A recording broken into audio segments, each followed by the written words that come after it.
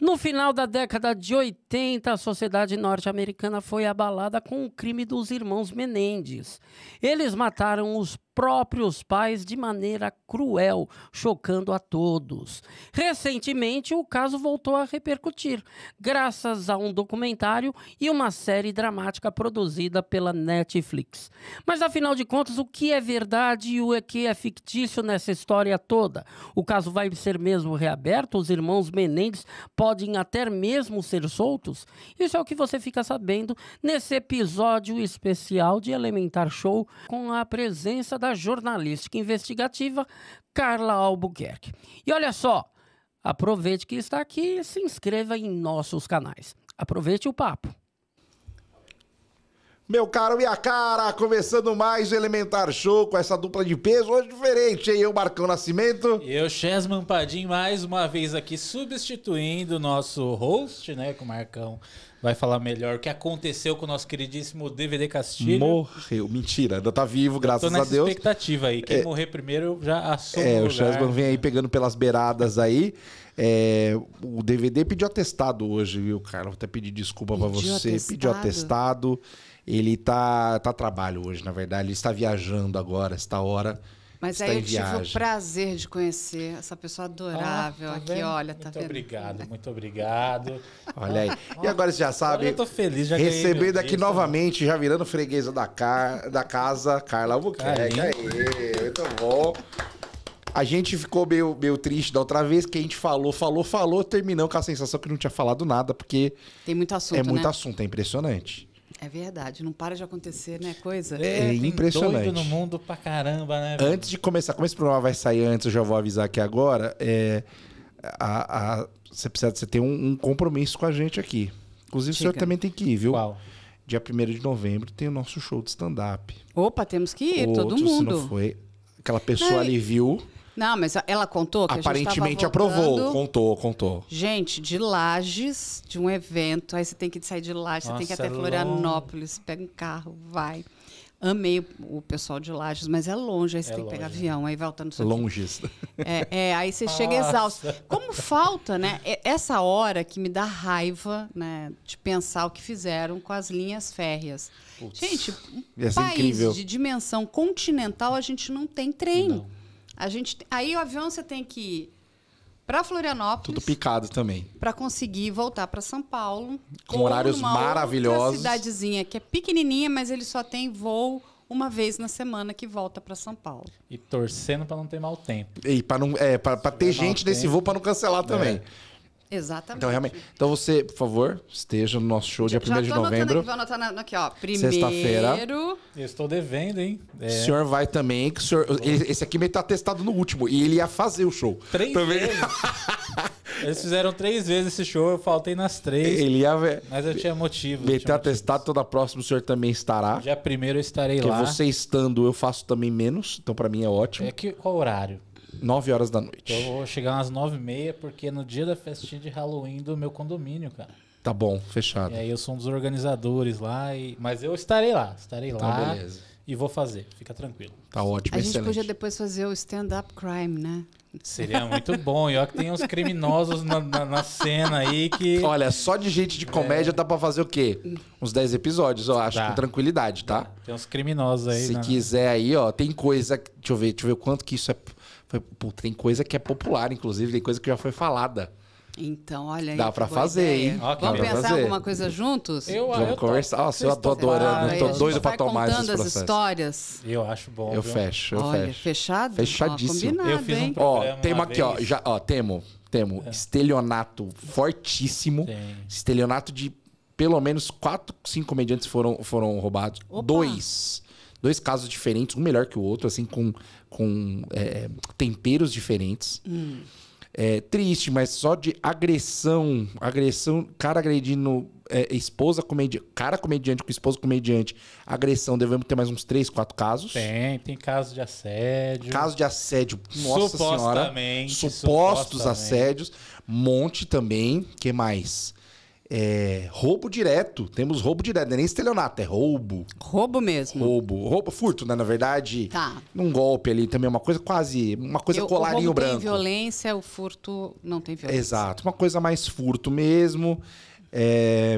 Golpe dentro de empresa, mãos leves.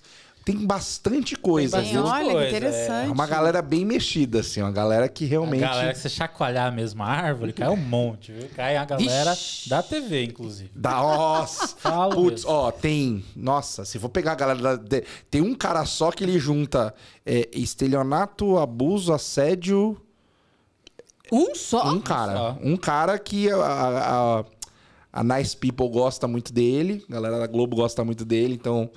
Defende o cara, mas ele não faz mais show aqui em São Paulo. Tá bem fechado pra ele aqui em São Paulo. Pesado Rapaz isso, carioca gente. aí. Tem coisa, não, isso não é nem supostamente. Esse eu cravo e já falei o nome dele aqui já. É o Marcão que está falando. Não vou falar hoje de novo, porque vai que, né? Não tô querendo tomar processo esse mês ainda. Mas tem coisa, tem bastante coisa. Vamos, Carla. Vamos conversar, olha aí. Quadro olha, maravilhoso, hein? Maravilhoso. Vamos fazer o stand-up crime. Ó, hoje a gente vai falar de algumas coisas específicas, mas já combinamos aqui um programa de seita. Olha, isso aí. Entendeu? Esse vai ser bom, hein, Isso gente? bom. Esse vai ser uma delícia. Bom, não vou nem dar spoiler, porque a temática é maravilhosa. É uma delícia, cara. E esse daí de comediante dá pra fazer episódio. Se a gente quiser, olha, dá pra se aprofundar, viu? Vou só te jogar os casos. Eu sei que você gosta da investigação. A gente investiga e passa. Vou dar na tua tudo. mão só assim, ó. Nomes aqui, caso, e aí... A gente vai trocando aqui. Exato. Eu posso ser seu inside information. Começar a Insider. escolher os stand-up. Minha fonte, minha A sua fonte. É isso. Bom, cara, primeiro obrigado por ter voltado, né? O primeiro programa foi um espetáculo, as pessoas já ficaram chamando você de volta. Tem gente que gosta de você. É impressionante. O povo fala assim, nossa, é tipo selinho de qualidade. Você, a Carla foi. Então é muito bom, muito grato. Então, pessoas maravilhosas. Pessoas que realmente gostam. E alguns casos a gente não comentou muito, outra vez porque não deu tempo, porque a gente falou muita coisa e outros estavam acabando de estourar. Exatamente, como aí o do Puff Daddy, né? Exato. E agora Que é uma loucura. a possível reabertura ou reviravolta do caso dos irmãos Menendez. Isso é uma Vamos loucura, começar né? pelo Irmãos Menendez, porque o Chessman tá aqui, coitado, ele assistiu, tá com a cabeça explodindo aqui sobre. Se puder dar um resuminho pra galera aí. Eu dou um resumo, mas antes, eu estava conversando com o Chessman e ele falou assim, minha cabeça está explodindo. Foi, verdade. Eu tô aqui cheio de dúvidas. Antes da gente contar o caso, explicar o que vai acontecer, inclusive, me diz por que sua cabeça está explodindo. Minha cabeça está explodindo porque é um caso muito bizarro, muito pesado, né? E quando eu comecei a assistir, eu peguei a raiva. Eu sou uma pessoa um pouco emocional e eu já peguei uma bronca deles, assim, falo, pô, olha o que eles fizeram, nada justifica, velho. E aí, conforme o processo foi rolando, eu fui, calma aí, não é que nem... Só nada justifica. Ele fala assim, não, coisas graves talvez. Não, mediamente justificável. Totalmente justificável. Você vai escalando, né? Mas o que pegou pra mim foi que chegou num ponto quando começa a falar... Pode dar spoiler aqui? Eu acho que, assim, né? Quando chega num dos temas o mais caso é o delicados, caso. que é onde você vê no filme, pelo menos no julgamento, os irmãos emocionados, é uma coisa que eu já passei. Não dentro de casa. Então aquilo me pegou muito. Eu falei, cara, se eu fosse uma das pessoas, se eu fosse do júri, eu provavelmente passaria um pano, velho. Sabe? Então, assim, julgando só pelo que eu vi no filme, daquela forma, e por entender mais ou menos como o que eles passavam ali, se eu tivesse no júri, eu votaria pela não condenação à morte, que era o que eles estavam querendo no começo. Sim, então eu vou acalmar seu coração. Porque você não está errado. Oh, muito obrigado, cara. Oh. Aí o que acontece? Vamos explicar para essas pessoas, né? Que assim, tem muitas séries de ficção, não ficção, séries documentais já feitas sobre o caso dos irmãos Menendez. A melhor série de ficção é a Law and Order True Crime, que é da Ed Falco, é fantástica, é absurdamente boa. Quem gosta, vale a pena. Deixa a da Netflix no chinelo. E os documentários são todos muito bons. Então, assim, quem de fato gosta de histórias de crimes, eu aconselho que vejam os documentários. Mas aí vamos explicar. O que acontece? Em 20 de agosto de 1989, José e Kit Menendez são encontrados mortos na sua mansão ali em Beverly Hills, Los Angeles. E assim, a cena de crime era assustadora, né? Inclusive porque o rosto do pai estava completamente desfigurado, porque foi morto, né, com armas de alto calibre. De escopeta, segundo o filme. Né? Exatamente. E aí, o que acontece? Naquele primeiro momento, os filhos não foram tratados como suspeitos. Alguém entrou e tinha feito, enfim, aquele crime bizarro. Mas que a gente tem que ter em mente que a polícia, quando ela vai investigar um crime, ela precisa responder 2 perguntas: autoria e motivação. Qual seria a motivação daquele crime e quem seriam os autores ou o autor? Aí a gente tem que entender quem é José Menendez. José Menendez é um grande nome da indústria do entretenimento nos Estados Unidos naquela época. Ele veio de Cuba, de uma família muito rica, né? E ele vai montar um império. Quando eu digo um império mesmo, ali. Então, ele era um homem muito poderoso, muito rico e que mandava na indústria do entretenimento e também na indústria fonográfica. Porque vamos lembrar que uma das bandas que ele era dono eram os Menudos. Ganhou pouco dinheiro. Boy band, né, da época. Todo mundo morria para ver os Menudos. A bitomania depois da bitomania, né? Exatamente. E você imagina quanto... E foram outros artistas que ele também agenciava, controlava. Então, assim, ele era um homem muito, muito poderoso. A sua esposa deixa de trabalhar e, enfim, vai ser dona de casa. E ele teve 2 filhos. O Lyle, que é o mais velho, e o Eric, que é o mais novo. O que acontece? Tem uma informação que é muito interessante, porque a polícia ali procurando quem poderiam ser, né, esses assassinos. Aí se aventou na época que poderia estar ligado a algum crime de cartel, alguma coisa, enfim, ligado ao universo profissional do pai. Até pela violência, né? Exatamente, era um crime muito violento, gente. Não era só... Assim, isso deve ser acerto de conta, alguém deve estar querendo se vingar desse cara. Entrei para roubar. Até porque nada foi subtraído daquela casa. Foram 17 disparos, pelo que eu vi, né? De escopeta, não é um bagulho simples, assim. Né? A partir de 3 não há confere mais que chega em 17, né? Não tem... Tinha uma assinatura de muito ódio.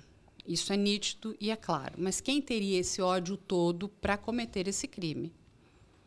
Certo? Então, assim, eles vendiam aquela imagem também de uma família feliz. Uma família incrível.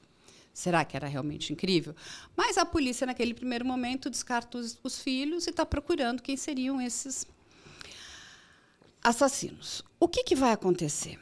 Uma pessoa vai até o distrito policial ali de Los Angeles e vai levar a seguinte informação.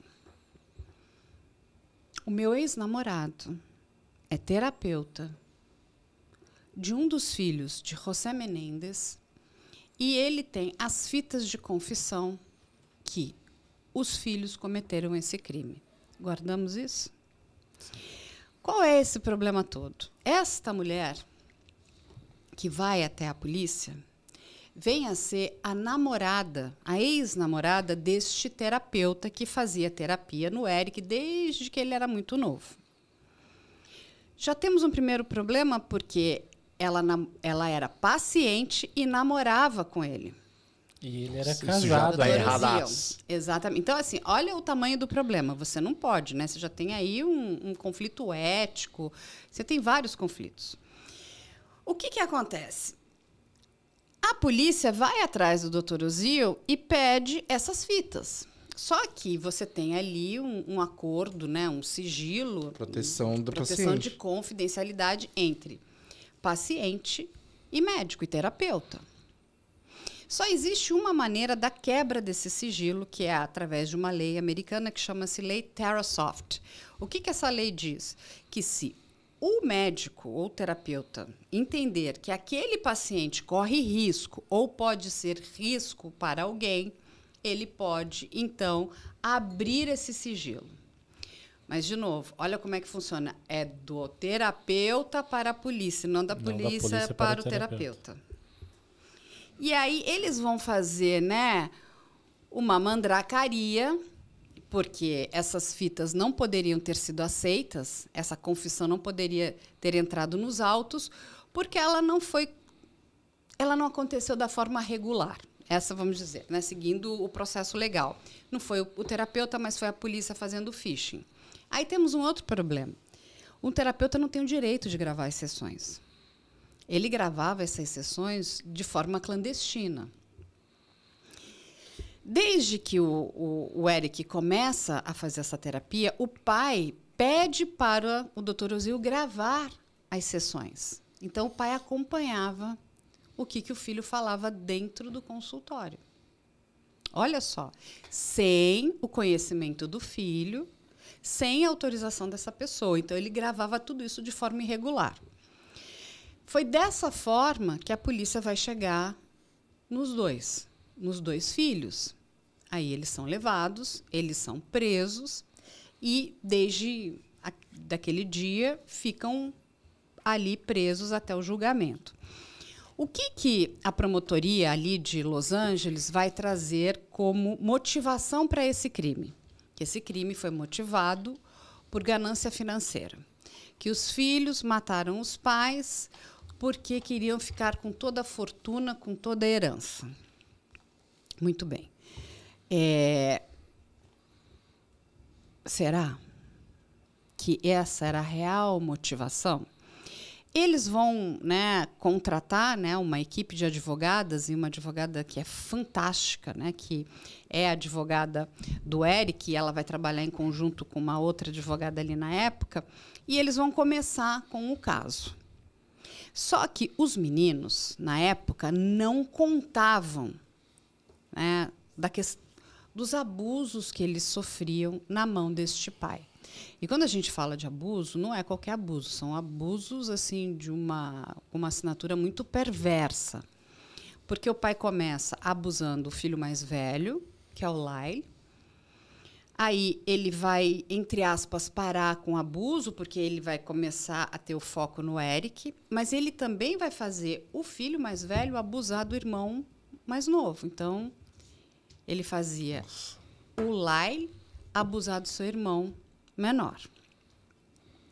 O que acontece? O Eric, ele vai passar para Stanford, que é uma faculdade ali naquela região da Califórnia, mas fica longe da onde eles moravam.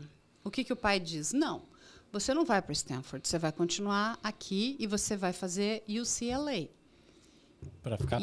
Para ficar ali no controle do pai. Ele se vê desesperado e ele vai contar para o irmão mais velho que ele continuava sendo abusado. E aí, quando o irmão fica sabendo que esse abuso com o Eric acontecia por longos 12 anos, porque o Eric tinha acabado de fazer 18. Eles vão conversar com a mãe, com a Kitty, que dá de ombros e diz que não é problema dela, tipo assim, né? Inclusive porque aquela mãe via aqueles dois filhos como concorrentes ali naquela seara, né, de espaço de mulher que ela ocupava naquele casamento, porque o marido deixava a esposa de lado porque queria abusar do filho mais queria abusar dos filhos.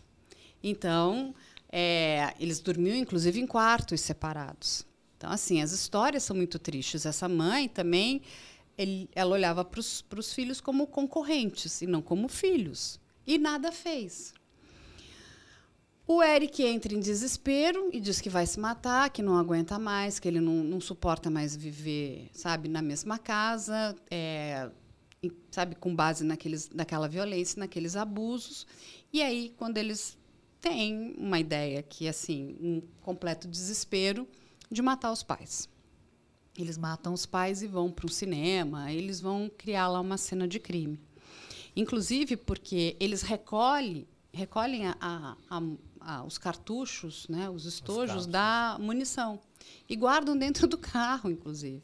É que, como a polícia descarta eles imediatamente, nada foi encontrado. Não foi uma coisa super planejada. Foi, sabe, foi meio que foi tendo um planejamento, mas muitas coisas foram acontecendo ao acaso. Com a ideia acontecendo, foram fazendo. Eles decidiram na semana que iam comprar as armas e foi uma coisa assim. Né? E aí o que acontece?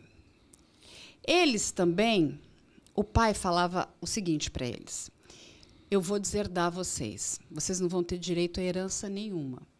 Mas o pai não só falava para os filhos, mas falava para a família inteira. Então, todo mundo ali na família Menendez, os tios, primos, acreditavam que aqueles meninos não iam ter direito a herança nenhuma. Eles vão descobrir que eles são herdeiros só 6 meses depois. Que eles não deixaram de ser herdeiros.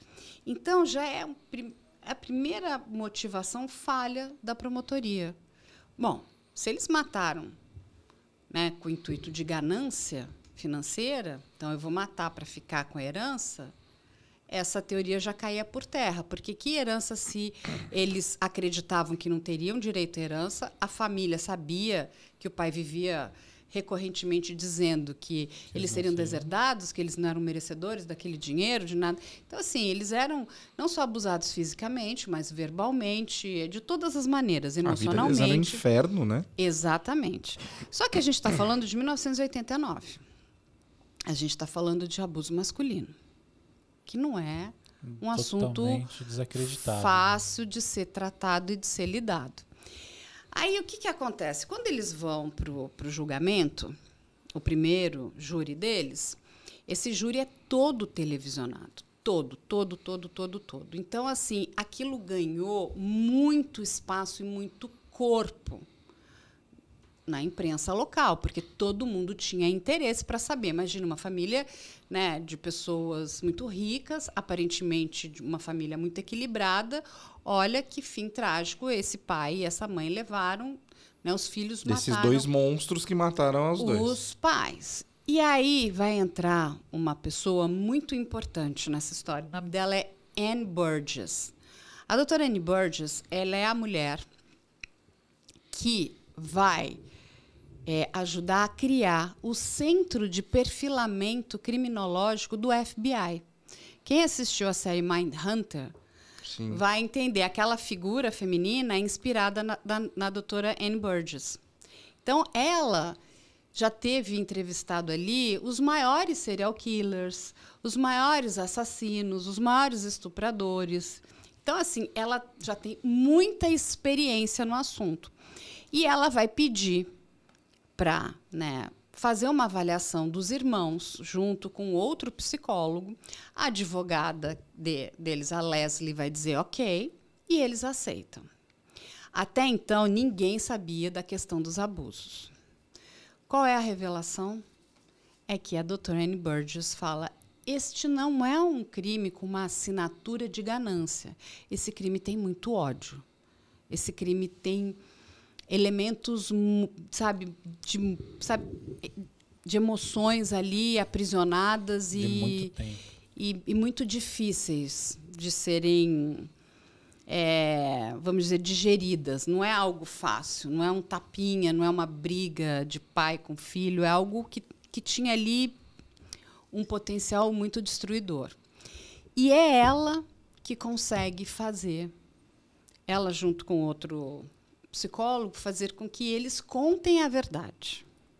E aí a verdade é chocante, porque aí eles vão contar a quantidade de vezes que eles foram abusados pelo pai, o medo que eles sentiam desse pai, porque o pai toda hora falava: olha, se vocês tentarem sair debaixo daqui da minha asa, eu vou matar vocês. O pai ameaçava os filhos de morte o tempo todo. Então, eles só podiam fazer aquilo que o pai queria, da forma que o pai queria.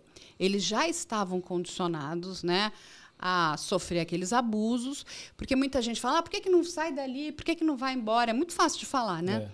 Só quem está vivendo aquele inferno é que pode te dizer a dificuldade que é sair dali, principalmente porque você é pego quando criança e vem passando por aquilo de forma sucessiva. Não, e é teu pai, né? Então, assim, isso tem uma camada aí que é muito complicada da pessoa meio que se acostumar com isso. E em algum momento, quando ela é criança, talvez ela até achar que isso é normal. Sim. Essa que é a loucura, né? E aí, o que vai acontecer? A doutora Anne Burgess, que olha só quem a gente está falando, é a mulher que criou o Centro de Perfilamento Criminal do FBI. Ela será testemunha de defesa deles. Porque ela vai dizer, eles são vítimas. Eles cometeram crime? Sim, cometeram, porque são vítimas. Isso deu tempo já no primeiro julgamento, então. E assim, o que acontece? Isso ficou muito claro. E isso foi um soco na cara da promotoria. Porque quando tudo isso vem à tona, aí o mundo da promotoria cai. E aí tem um outro problema. Lembra que eu contei para vocês que o Dr. Ozil gravava as sessões? Então, porque essas fitas não poderiam ser aceitas. O que eles vão fazer? Vão pegar só a fita onde o Eric confessa o crime, mas eles não vão colocar as outras fitas, aonde tem o Eric contando os abusos que passava ali na mão do pai dele. Olha só, entende? Então, vai entrar isso, mas não entra o outro lado. Então, você não tem todo o contexto, de fato, do que aconteceu. Só tem a confissão. Né? E assim, e não é só qualquer abuso, né? Porque gente, é pesado, assim. Ele torturava esses meninos. Ele usava objetos, assim, para poder torturar os... Desculpa, eu só vou abaixar aqui, senão porque a Siri ela gosta de conversar com a gente, né? Ele usava objetos para torturar esses meninos, agulhas, assim. Então, assim... Inclusive objetos para torturar sexualmente mesmo, de fazer eles introduzirem objetos e... Isso. Então, assim, é muito triste. Muito, muito triste. A imprensa, na época, não acreditava nos meninos, não acreditava na questão da violência, né, sofrida por homens. Então, assim, a gente tem o próprio Saturday Night Live, que a gente adora, a gente tem John Malkovich fazendo piada com isso. A própria Oprah vai ridicularizar esses rapazes.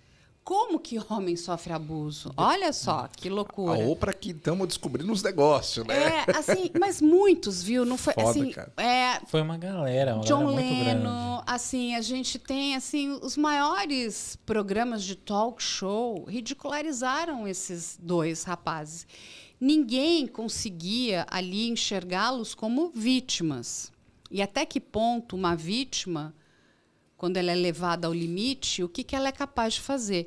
Inclusive, numa questão até de se defender. E o que eu falei, ninguém está dizendo que o que eles fizeram é correto, mas a gente tem que entender o contexto de tudo que aconteceu, anos de violência, anos de medo, anos de tortura. E não é tão só certo e errado, né? Tem tanta camada no negócio desse. E, para surpresa, naquele tribunal, a família toda dos meninos vai depor a favor deles, dizendo que sabiam que o José Menéndez abusava dos filhos. E isso é um choque. Porque, assim... E colocam a seguinte informação. Todo mundo tinha medo dele. A tia, que é a irmã da mãe, num documentário recente, que foi agora o último até o da Netflix, Sim. que esse é muito bom, ela fala que esses meninos não deveriam ter ficado presos um dia por tudo que eles passaram na mão desse pai. Então, olha só, a gente está falando da tia, que é a irmã da mãe deles, uma mulher de 90 anos, extremamente lúcida. E o que vai acontecer no primeiro julgamento? Lá nos Estados Unidos, o júri precisa ser unânime. Ou seja, são 12 jurados. Vão votar até ter unanimidade. Exatamente. Então, aqui no Brasil, os jurados, um não sabe o voto do outro. E você precisa só ter a maioria para ganhar um júri. Lá, não. O júri precisa ser unânime. Então, todos os jurados precisam dizer que eles são culpados ou inocentes. E aí, na questão da culpa, que tipo de culpa, né? Aquilo foi um homicídio doloso, foi um homicídio culposo, eles vão ter até outros tipos penais. Mas o que mais o manslaughter, que é o que mais se parece com o nosso homicídio culposo. Então, eles cometeram aquele crime para se preservar. Sabe quando se alguém estivesse te atacando e você acaba matando uma pessoa em legítima defesa? E aquele júri entra num beco sem saída, não entram num consenso. O que acontece? O júri é desfeito. Isso depois de um mês. Os júris tentando entrar em acordo entre eles durante um mês e não chegaram no acordo. Aí o juiz, vocês não conseguem entrar em um acordo? Não. O que foi muito interessante, esse documentário da Netflix, ele não traz muitas novidades. A novidade que ele vai trazer é porque ele vai buscar os jurados da época. E ele vai trazer as juradas. E as juradas contam o que aconteceu naquele período. A informação é que todas as mulheres votaram pelo manslaughter, que é o culposo, e os homens queriam o doloso. Então, não entraram no consenso. Veja só, as mulheres, naquela época, tinham, né, até uma questão de empatia e conseguiram entender que eles também eram vítimas. Um dado que a promotoria de Los Angeles negligenciou. Ok, cometeram um crime bárbaro. Mas o que levou essas pessoas a cometerem esse crime bárbaro? Não foi um crime de ganância. Né? E isso foi explicado muitíssimo bem. Tem assim vários trechos, porque esse júri foi todo televisionado. Qual foi o problema? E aí, só dando uma parte para as pessoas entenderem como é que funciona o sistema, né, a promotoria nos Estados Unidos. Diferentemente aqui da nossa, o District Attorney, ou o promotor, né, que encabeça lá o escritório da promotoria, ele é eleito pelo povo. Então, dito isso, como é que funciona? Se você tem, né, muitas condenações, você acaba conseguindo se manter no cargo do promotor-chefe. Então, ele está muito baseado em cima de condenação. Ele quer ganhar, ele não quer... Exatamente, a gente tem uma questão política. Então, para entender todo esse contexto, perder para eles não é muito bom, principalmente um caso midiático. E aí vai entrar um dos maiores problemas no caso dos irmãos Menendez, que é o julgamento do O.J. Simpson. Entre o primeiro júri e o segundo júri, aconteceu o júri do O.J. Foram mais de 200 dias de julgamento. E, simplesmente, o que acontece? A promotoria perde de novo. Eles absolvem, né? E eles vão... exatamente. Os jurados vão absolver o O.J. Simpson, muito por conta daquela história da luva, que não cabia na mão. Foi um grande... Aquilo ali foi truque de mestre. Arte e mérito da defesa, né? Foi um negócio absurdo, e 15 até hoje. O Alan Dershowitz, que é da equipe, que era da equipe do O.J., ele fala, a gente só precisa ganhar um jurado, né? Só precisa plantar dúvida na cabeça de um, porque aí você entra no conflito ali dentro. Mas a luva foi muito importante, mas olha só, um julgamento muito longo, isso tem um custo financeiro, tem um custo político enorme. Então, a promotoria vem de 2 derrotas, o juiz também vem, né, o juiz também vem de sucessivas derrotas. O que ele faz? Aí vai começar o segundo julgamento. Esse juiz tem uma atitude completamente parcial. Primeiro, ele vai proibir as câmeras, que já eram permitidas naquela época. Então, não pode mais televisionar o júri, inclusive para que a opinião pública não possa, né, dar a sua opinião. E ele vai proibir todas as provas aonde você mostrava que esses rapazes foram abusados, que são provas cabais. O que acontece? A promotoria, com medo de perder novamente, ela vai tirar a pena de morte da mesa, porque sabia que era muito puxado. Você tinha a opinião pública ainda com a história, né, dos abusos masculinos. Tinha plantado uma confusão, não ia dar para dar esse all-in, né? Ela tira e pede o quê? A prisão perpétua. E só complementando, não sei se vai chegar nessa parte, e a outra coisa que, pelo que eu entendi, eles tiraram foi o culposo. Então era assim, ou prisão perpétua ou nada. Pelo que eu vi no filme, pelo menos. Mas aí o que acontece? Quando ela você proíbe que essas testemunhas que sabiam dos abusos desses meninos, e mesmo o depoimento da doutora Anne Burgess, ela não pode entrar em vários aspectos. É como se fosse tipo do dia do crime para frente. Porque tipo, ele ignora todo o resto. Pode justificar os abusos como... O que você tem que fazer no julgamento para que ele seja honesto? Você tem que dar o amplo direito às duas partes. A promotoria e a defesa, o amplo contraditório. Para que, sabe, no final a gente não fica com aquela sensação, tem alguma coisa errada, estranha. Mas, para aquele promotor-chefe, perder esse julgamento significava ele perder a permanência dele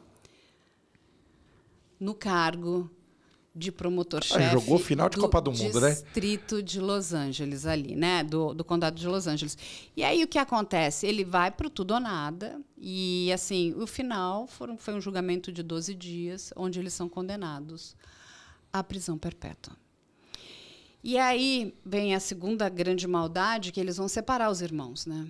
Um vai para uma penitenciária, o outro vai para uma outra penitenciária. Eles só vão se reencontrar 20 anos depois. 20 anos depois. O que aconteceu? Por que vai... tá todo mundo falando desse caso novamente? Não é por conta de série de Netflix, não é nada por conta... não é nada disso. É lógico que toda essa geração de pessoas muito jovens, e a gente tem aí...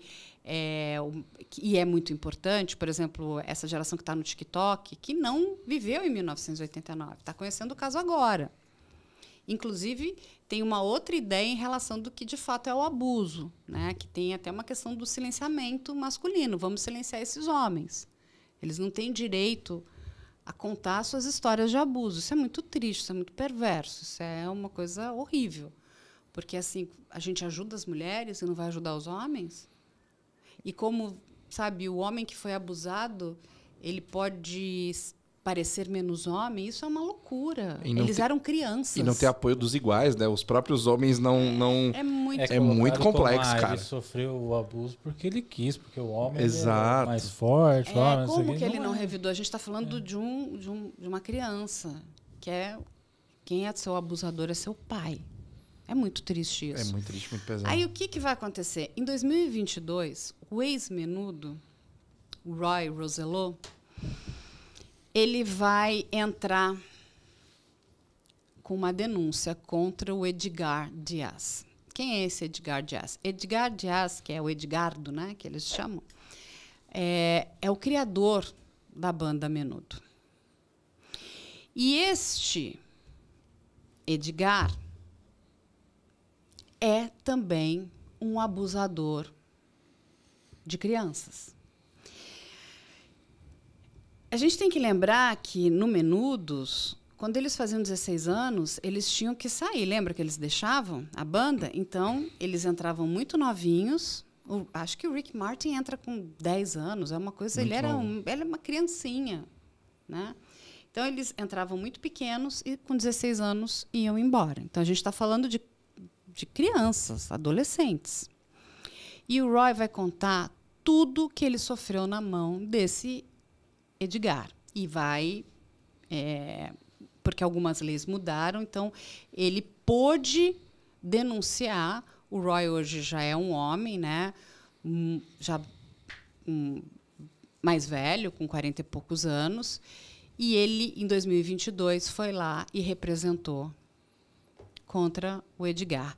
Só que, quando ele representou, ele vai contar o que ele passou na casa do José Menendez. Lembra que o José era dono? Um era o criador, o outro era o dono. Ele foi levado para a casa do José Menendez, adolescente, ele foi entorpecido e foi abusado pelo José Menendez. Ele conta que ele sai de lá sangrando. O Edgar falou para ele assim, daqui a pouco passa. Daqui uns dias passa. Este homem é de uma coragem... É um dos documentários mais difíceis que eu já vi. Esse documentário é da NBC, que é o streaming da NBC, é o Peacock. Ele vai contar em detalhes todos os anos de abuso que ele passou na mão desse criador do Menudo. E vai contar a história na casa do José Menéndez.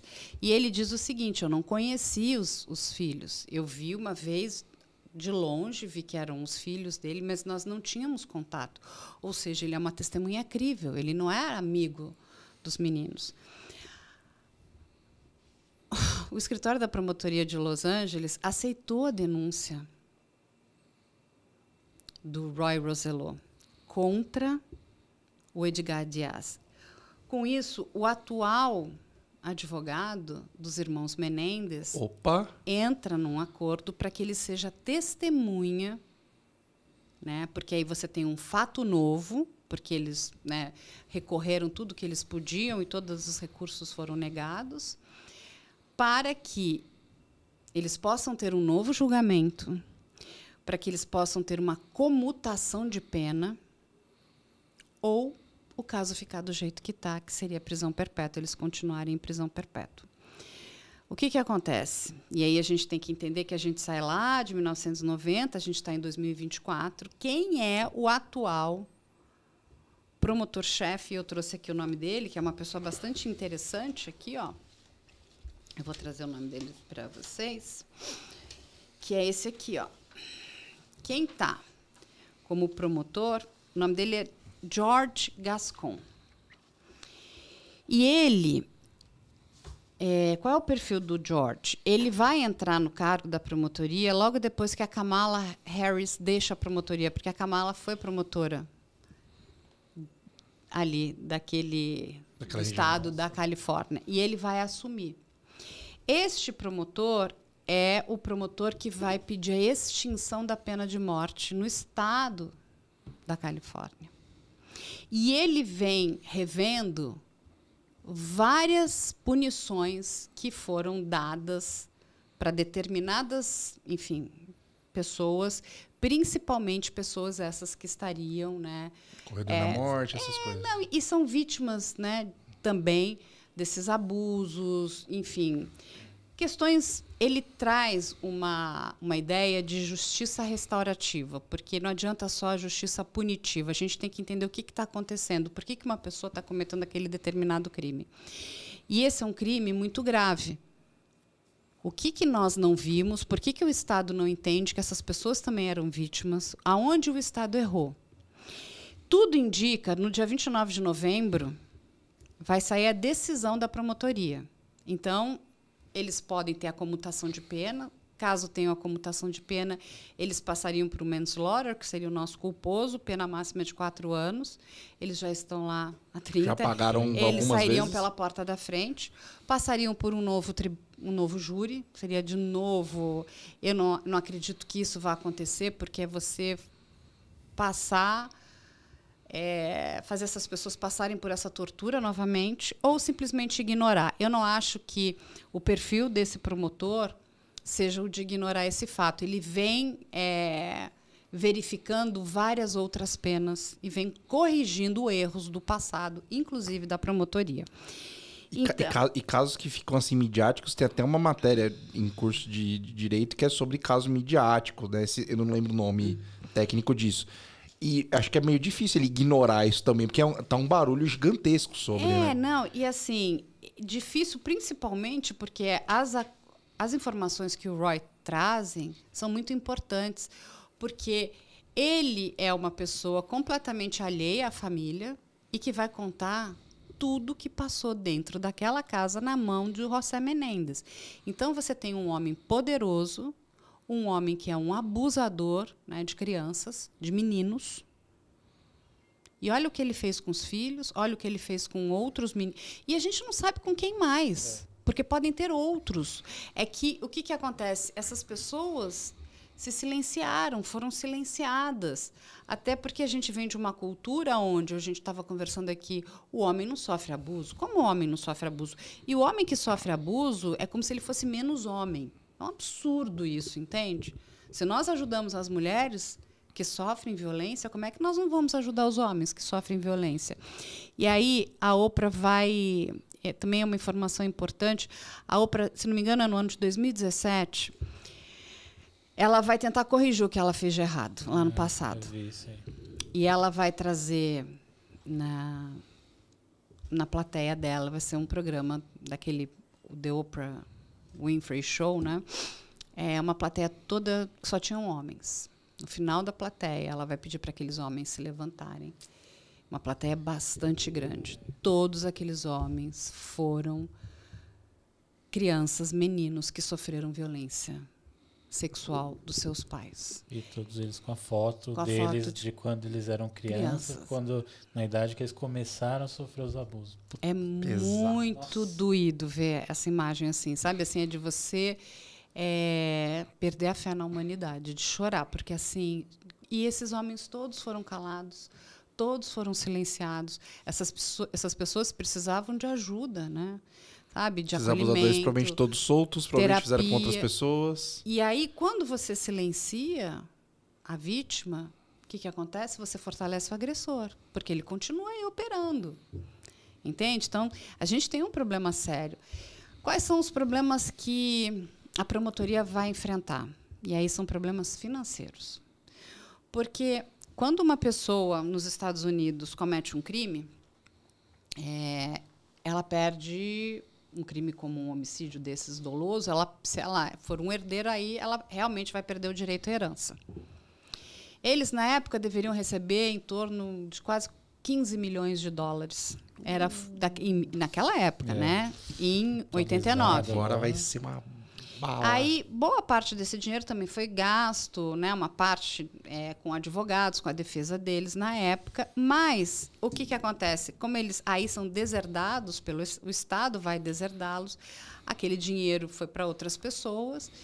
Se não é um homicídio doloso, eles passam a ter direito àquela herança que o Estado tomou deles. E repartiu para outras pessoas que não tinham culpa, receberam. Então, o Estado tem que recompor a herança que era dos meninos. E, mais ainda, cada dia que você mantém uma pessoa presa nos Estados Unidos ilegalmente pode custar para o Estado de 150 a 180 dólares. Olha a quantidade de tempo que excederia os 4 anos. Indenização monstruosa também. Então, a indenização é gigantesca e esse dinheiro sai do bolso da promotoria, porque seria um erro da promotoria. Entende? Quando a gente olha um crime, e às vezes as pessoas falam, mas é só assim. Não é. Tem muita coisa envolvida. Né? Então, assim, a gente tem que... Não pode ser infantil de não... Tem, sabe, coisas que são colocadas na mesa. É um bom dinheiro de indenização para eles, mas eu acho que a coisa mais justa, se vocês me perguntassem, vou me perguntar aqui agora, é o quê? Eu acho que eles precisam sair pela porta da frente. Tem que, depois desse tempo todo, cara. Duas pessoas o mínimo, cara, que foram, assim, torturadas do jeito que eles foram torturados por esse pai, assim, e a gente não entender que eles são vítimas também, e que o que essa tortura acaba transformando pessoas em monstros. E aí, quando você escuta o depoimento desse ex-menu do Roy Rosello, contando em detalhes, os horrores, porque assim, o documentário do Roy é assim, é horrível, gente, é horrível. Ele vai dar detalhes, assim, ele não vai mostrar, mas ele contando, você fica imaginando uma criança, um adolescente, nas mãos desses abusadores. E ninguém fez absolutamente nada.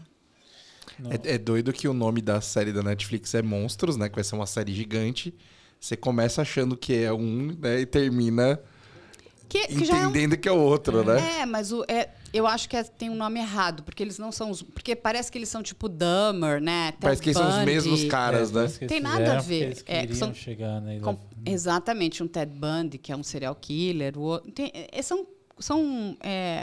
são histórias completamente diferentes. E são histórias muito complicadas. Porque eles cometeram crime, sim. O correto seria eles não terem feito o que fizeram.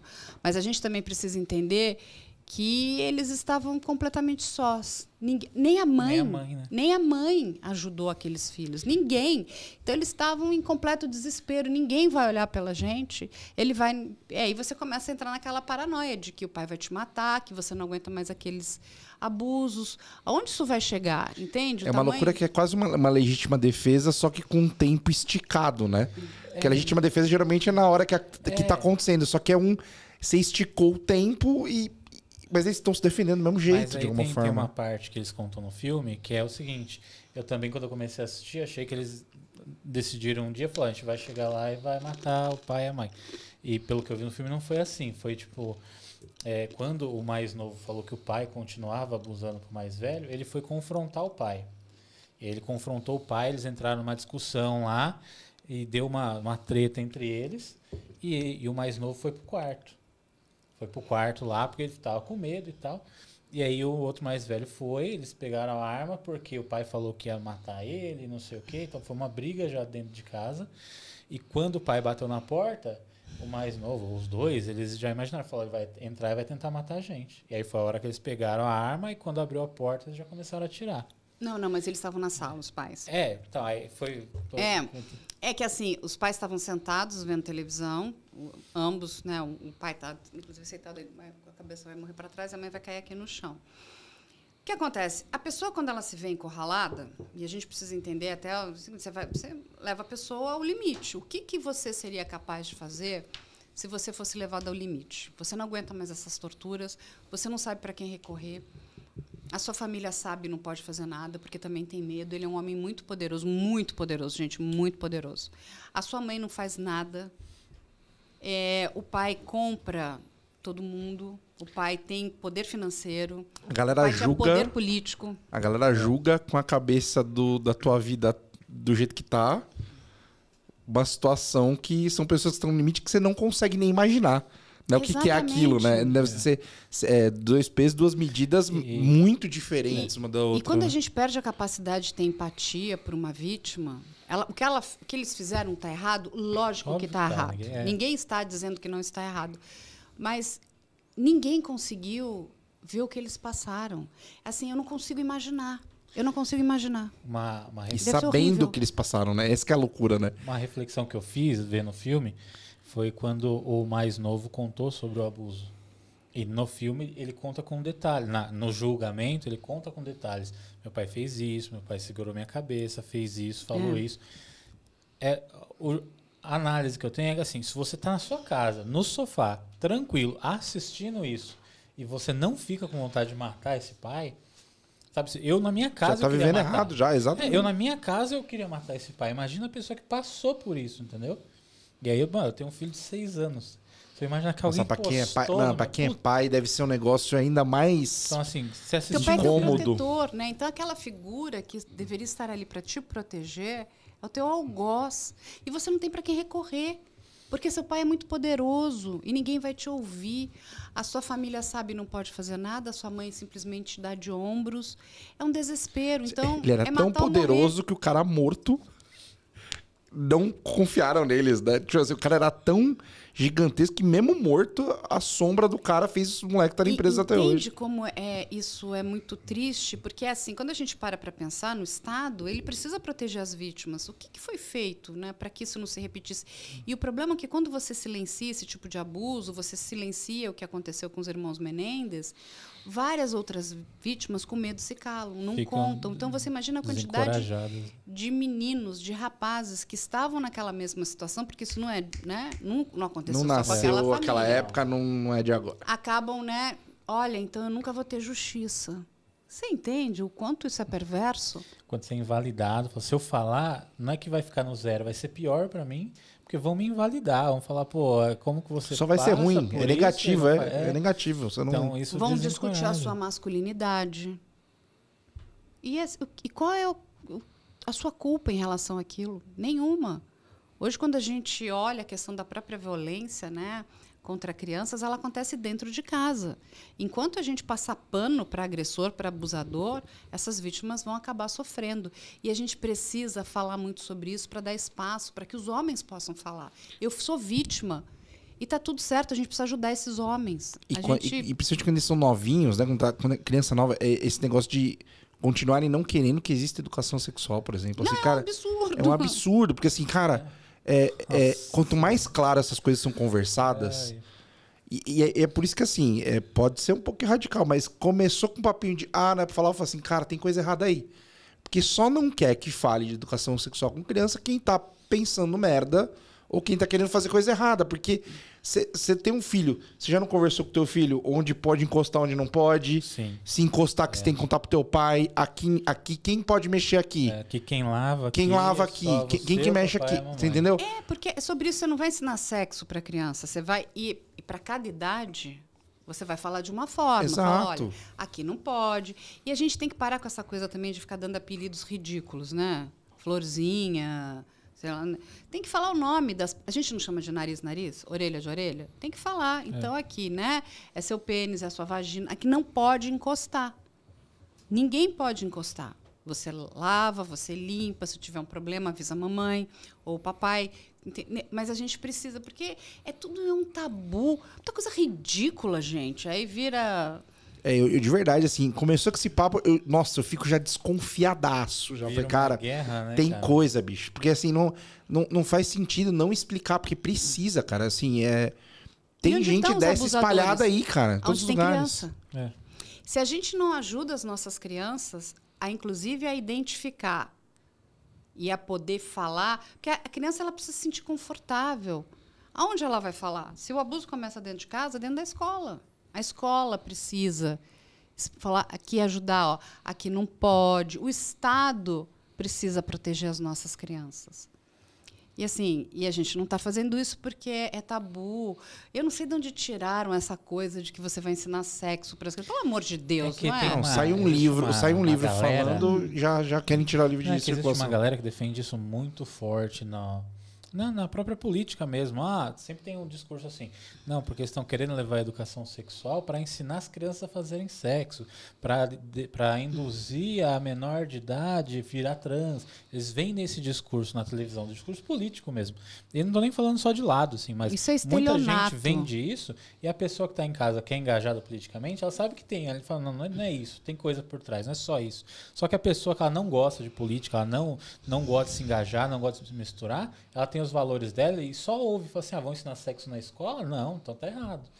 E isso é uma massa muito grande na população do mundo inteiro, provavelmente, mas a pessoa compra essa ideia e quando você entra numa discussão, entrei numa discussão essa semana com um pastor que falou, você defende isso, você deve defender que ensinem sexo na escola também. Um pastor, tá ligado? Mas que escola que vai ensinar então que escola sexo? Vocês estão falando, deve ser alguma escola de um tarado, deve ser do tarado desse pastor. Me desculpe, porque escola nenhuma vai ensinar isso. A escola, educação sexual não tem nada, não tem nenhuma ligação com ensinar sexo. Isso é uma coisa idiota, burra. Sabe por quê? Se você não, se dentro de casa, se a escola e os pais não ensinarem, essas crianças vão aprender, gente, da forma mais inapropriada do mundo. E não vão ver sinais, não vão entender coisas que não podiam acontecer. Não vão entender sobre proteção esses também, sinais, né? Essas coisas que vão acontecer, talvez ela ache que é outra coisa, que não é um abuso, que é um assédio. É fundamental ter isso muito claro, cara. E eu já falei, quem é contra isso tem as piores desconfianças possíveis, sabe? Tipo, eu não acho que é só polícia. Eu já fico assim, cara, é má intenção essa porra, não é possível, cara. Quem começar com muita coisa religiosa, tem um caso maravilhoso, que é aqui brasileiro, do Lucas Terra. Já ouviram falar desse caso? Não.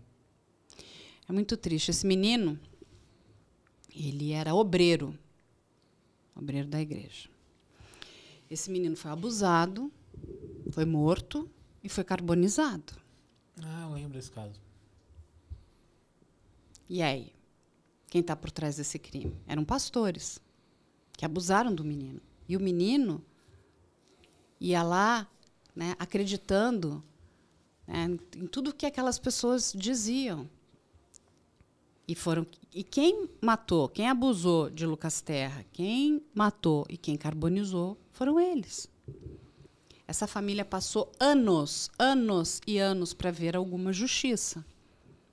Eles foram condenados e até hoje estão em liberdade. O pai do Lucas já morreu de tristeza e desespero. Era um adolescente. O que esse menino queria? Ele acreditou naquilo tudo. Ele queria ser obreiro, ele queria fazer o bem, ele queria ajudar as pessoas. E acabou sendo vítima de agressores sexuais. E aí o pai vai, faz alguma coisa que não deve, que a justiça não faz caso, né? Mas o pai, algum familiar, vai lá e faz uma justiça com as próprias mãos, que é errado, não estou defendendo isso. E é julgado mais rápido do que o cara que cometeu o crime. Entendeu? Ah, mas certeza. Então, assim, a gente Duro, precisa triste. defender, sabe, que as crianças precisam ter informação. Lógico que é adequada para a sua faixa etária. Ninguém vai falar... Exato, você de acordo com a pequenininho, idade. O que pode, o que não pode, como é que, né, conta, quais são os sinais de alerta, dizer, não tem que sentar no colo de ninguém, não tem que Deixar ninguém pôr a não tem mão que ficar nu em na certa- frente de E ninguém. a galera fala assim, não, porque o mundo agora tá chato. Que... Cara, vocês têm noção que era normal botar criança em colo de Papai Noel? Não tá chato. Olha aí a Entendeu? quantidade. Que agora, graças a Deus, agora fica do lado, conversa, e é legal, tá tudo bem. Mas era normal deixar a criança sentar em colo de Papai Noel, cara. Um cara adulto com o teu filho sentado no colo. Cara, é surreal, velho. É surreal. E uma criança pequenininha, né? É. Não estamos dizendo que os papais, né, os Não, papais Noel lógico que não. Exatamente. vão fazer coisas erradas, mas é inadequado, gente. É inadequado, não tem que acontecer, não sabe? dá Tipo, chance, não dá chance. Sabe? Exato. Não é legal. É o que você falou. Tira a fotinho do lado, bota uma cadeirinha, Pô, já bota é aqui demais. pertinho. Agora já tem os bancos mais largos. Exato, assim, já é né? demais, assim. E é o que você falou hoje, que é importante reforçar que geralmente é perto que acontece. Então, assim, tinha um percentual que eu não lembro, mas era muito alto, tipo, mais de 70% que é 80%. dentro de casa. O Eugênio Núcleo familiar. Shkevitz, médico, ele abusou de centenas de meninos. Esse aí E eu- gravava. É. Gravava tudo. E os pais estavam na antessala. Enquanto ele dizia para os pais que ele ia fazer um procedimento, algo que o pai e a mãe não poderiam entrar, ele dava Dormonide para os meninos, que era um remédio, uma droga que vai deixar a pessoa em estado Meio anestesiado, mas ele obedece a ordens. Então, ele falava e os meninos ainda respondiam. Ele abusou de um monte. Um médico, tá vendo? E o pai e a mãe na antessala. Tá, e tá para sair daqui a pouco. Tá cumprindo pena, mas vai entrar em uma progressão de pena. Eugênio Shkevitz. Um homem perverso. O que ele fez é horrível. Cara, Duríssimo, é duríssimo, cara. Duríssimo. É E todos revoltante, meninos. Todos meninos. Entende como nós precisamos ajudar os homens também? Essas vítimas. E você não é menos homem porque você foi abusado. Isso não existe. A gente, inclusive, sabe ajudar nessa questão emocional e psicológica. Né? Assim, é difícil, porque é um silenciamento, ele não consegue falar. É muito duro você carregar toda, sabe, isso dentro de você por anos e anos e anos. E as pessoas... Ai, não fala, não conta. Que isso? Que coisa hipócrita. É um cara assim, eu lembro todo dia, quando eu chegava da escola, minha mãe assim, ó, alguém encostou em você? Alguém mexeu aqui? Alguém... Falei, não, tô tudo certo. Assim, tá bom. Todo santo dia. Uma mãe Todo zelosa, santo dia. preocupada, né? Tá certo. E não ela tinha tá acontecido certa. nada. Mas assim, era aquele negócio, cara, Ela já tá tava tudo bem. ligada, né? Tá tudo bem, não sei o quê. E eu sei lá, eu fui bobo de Pokémon até 14, 15 anos de idade. Assim, isso não acelerou em nada qualquer processo. Eu só sabia de, tipo, não encosta aqui não, que o bagulho é louco. Só. A única informação que eu tinha era essa. Que não podia, entendeu? Que eu só, tipo... E a partir de certa idade, eu falei assim, ó, ninguém. É só você. Tipo, a parte que é só... E a filhinha do meu amigo, acho que tá com 2 aninhos e pouco, começando, com a fase de começar a querer bater mais papo. Aí ele só pergunta pra mim assim, como é que é quando tá com alguém que não é mamãe e papai? Fala assim, não pode encostar em mim. Não, tá certo. Foi excelente, cara, excelente, sabe? Tipo, e é isso, é o mínimo que tem que ser feito. É uma questão né? de preservação, né? De você preservar, entendeu? A sua dignidade. A gente tem que ensinar a criança desde pequeno, não é só uma questão de educação sexual, é a questão da sua dignidade, da preservação da sua dignidade. Então, é cuidando do seu corpo. Porque, infelizmente, o abusador ele vai destruir a sua dignidade sexual. Tipo, antes da gente entrar no outro caso, que também é pesado. Não. Também é pesado pra cacete. Só pra dar uma quebrada. Você você e inclusive, né, a equipe toda, vocês vivem com coisas muito pesadas o tempo todo. Eu imagino o dia inteiro. Como que você sai disso? Quando que você consegue... O que você faz pra, tipo, a cabeça não ficar ruim, assim, sabe? Tem algumas horinhas eu vou fazer isso pra desopilar. A gente faz muita terapia, né? Que eu acho que isso é super importante, essencial. né? Que eu acho que é importante para todo mundo. E, assim, quando a gente trabalha com isso, a gente precisa entender que isso é o nosso trabalho, isso não é a nossa vida. E o maior foco é poder ajudar a sociedade com informação. Quando a gente traz uma informação que foi apurada, que é fidedigna, isso traz para a gente uma recompensa enorme.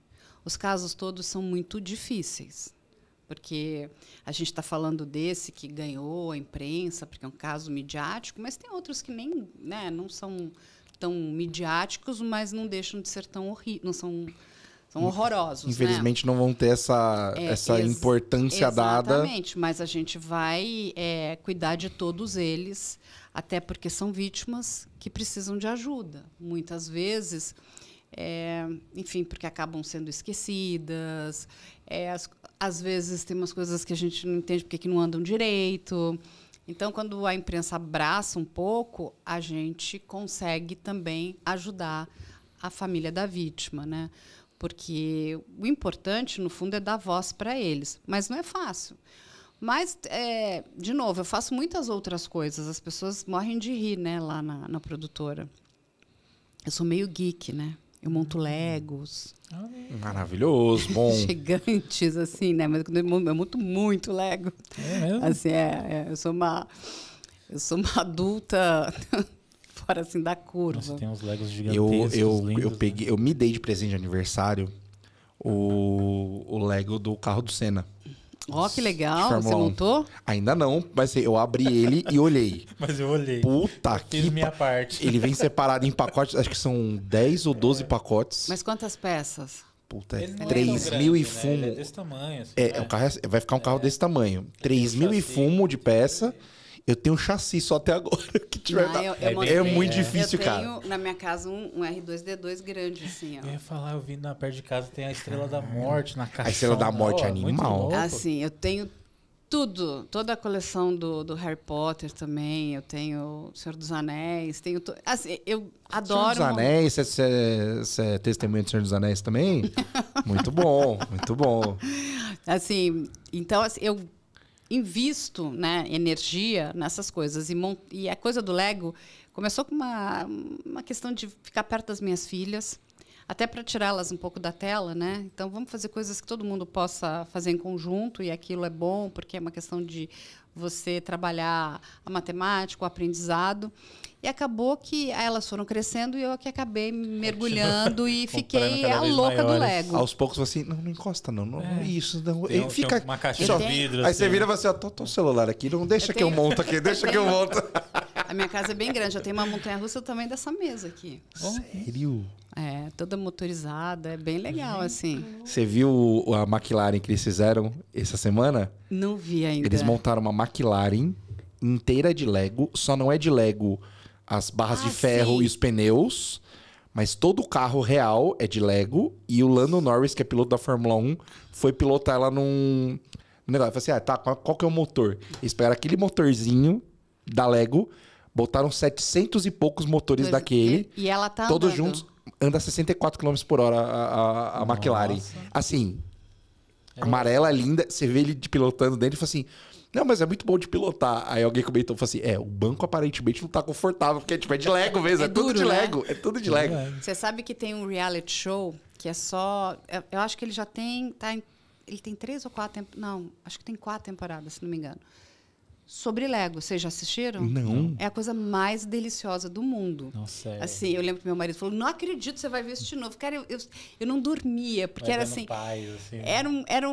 Eram assim, produções incríveis que aquelas pessoas faziam. Eu falei, meu filho, eu queria estar lá também ajudando a construir aquilo, né? Eu queria ser artista da Lego. Contratada para ficar fazendo as peças que ficam sendo mostradas ali, peça assim, de museu. É muito legal, é um reality show bem bacana da Lego, é muito, muito divertido. Eu tenho uma das melhores lembranças do meu avô e das mais tristes ao mesmo tempo, mas hoje em dia é uma lembrança boa. eu ganhei do meu padrinho na época. Na época não tinha esses Legos com tema. Era uma caixa com peça pra cacete. Era isso. Aí eu ganhei uma caixa que tinha muita peça e eu tinha uma outra menorzinha. Eu comecei a tentar montar alguma coisa. Aí eu montei tudo que tinha na caixa, né? Minha robô, carro, não sei o que. Eu falei, vou tentar fazer um barco. E comecei a fazer um barco. Aí o barco foi começando a coisa. Eu falei, não, vou desmontar, vou fazer tipo um navio de cruzeiro. Pô, comecei a fazer. Tinha quarto, fiz quarto embaixo. Olha que legal. Um barco deste tamanho, deixei em cima da mesa. Essas mesas que ficam na área de externa, assim, deixei ali. Dia seguinte eu acordei pra terminar, né? Pra fazer as velas do barco, né? Aí eu cheguei e tinha um bug. Aí eu falei, nossa, vô, você comprou mais peça? Cadê o meu barco? Ele, não, que eu achei que você já tinha brincado, eu desmontei, né? Ele desmontou o barco inteiro e montou um bug. É essa criança que vira série da Netflix quando cresce. Você entendeu? Né? Aí, cara, virou... E pior que o bug tava bonito, mas juro, assim, eu chorei tanto, mas chorei. Desesperado. Nunca mais fiz esse barco, fiquei traumatizadíssimo. Mas você não cola as suas peças? Não. Eu colo, meu é tudo colado, ninguém mexe, só eu que limpo. Eu sou muito louca. Hã? Eu não monto Legos, né? Não tive acesso aos Legos quando pequeno, mas eu gosto muito de quebra-cabeça. Eu gosto de coisas que desaceleram o meu cérebro. Então, quebra-cabeça eu monto, colo ele, deixo ele montar. Quero fazer um. Quer acelerar seu cérebro? Assiste Ilha da Sedução. Não. Isso vai acabar, Não, desacelera, derrete teu cérebro. Eu gosto de pintar desenhos Incrível. muito grandes também. Então, desenhos tipo de livro que você vai desdobrando assim e ficar horas assim com lápis de cor, contornando cada coisinha e pintando. Mas é uma delícia. Mas isso... Cara, isso dá... Isso é muito importante, porque isso é um relaxamento. Quando você está montando alguma coisa, você se desconecta de absolutamente tudo. Senão você não consegue, você precisa ter aquela concentração ali, né? Atenção plena. Então, isso é uma das maneiras de eu me desligar de algumas coisas. Eu tiro o telefone de perto e fico só ali concentrada. Eu faço cerâmica também. Rapaz, eu tô descobrindo coisa aqui hoje, hein? Que maravilha. Eu faço lá no cenário, assim, tem umas caveiras que eu faço, super coloridas, assim, bem legais. As pessoas gostam. Então, é outra coisa também que... E tudo isso, ele te traz um relaxamento mental. Né? Então, assim, todo mundo fala, eu tenho... Tudo que todo mundo acha que é estranho, esquisito, eu gosto. Eu adoro personagem. Então, assim, qual é o seu personagem preferido? O meu é o Hellboy e o Wolverine. Mas o Hellboy, eu falei, aquele mesmo, que tem aquela cara de demônio. Ele tem um gatinho, o melhor amigo dele é um símio. E aí ele ainda acende o charuto na testa, na cabeça. Não, no negócio. No chifre. O próprio acendedor dele. É maravilhoso. Eu adoro o Hellboy, adoro. O outro que eu adoro, Wolverine, se eu pudesse ter um superpoder, eu queria aquelas garras, né? Você assistiu o último filme do Deadpool? Assisti, adorei. Bom, né? Muito bom. É muito pra fã. Assim, ó, dá todo o fanservice que eu quero. Dá, vai, manda.